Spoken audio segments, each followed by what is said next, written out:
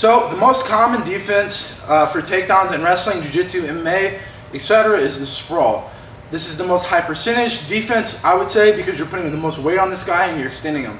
The issue with the sprawl is lots of people do it wrong. So here I'm going to give you 3 details and maybe even a couple extra ones for free that are going to help you improve your sprawl and get a lot heavier. So let's say that my partner took a shot, who cares what shot it is, he got both of his hands locked and we got into the position to where now we're in a quote-unquote sprawl. Let's talk about some of the issues I see. All right, the first thing is I see a lot of people sprawling to one hip.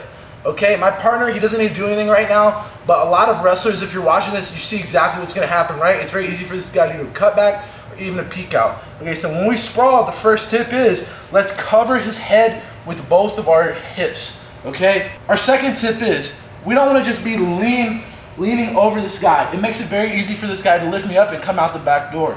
All right, I want to post on his knees, get my head up and be away from his hips. The closer I am, my body is up to his hips, the easier it is for my partner to lift me up, right? So I like to frame on the knees and get my chest up. The last thing, a lot of people, they will be on their toes when they're sprawling, trying to push in with their toes. Again, this might feel like it's gonna make you a lot heavier, but it's really not. Okay, it's once again, making you a lot easier to lift up. While we're posting, getting our hips in and squaring up, we wanna have laces to the mat. Look up to the sky and slowly start to sprawl and crawl backwards. These are just a couple of common areas, I would rather say problem areas that I see with the sprawl in wrestling, jiu-jitsu, MMA, etc., especially from beginners. So when you're doing your sprawl, regardless of the way that they get into the takedown, these are a couple things that you can do to make yourself feel a lot heavier and a lot harder or a lot more difficult to be re-attacked when you do get into this position.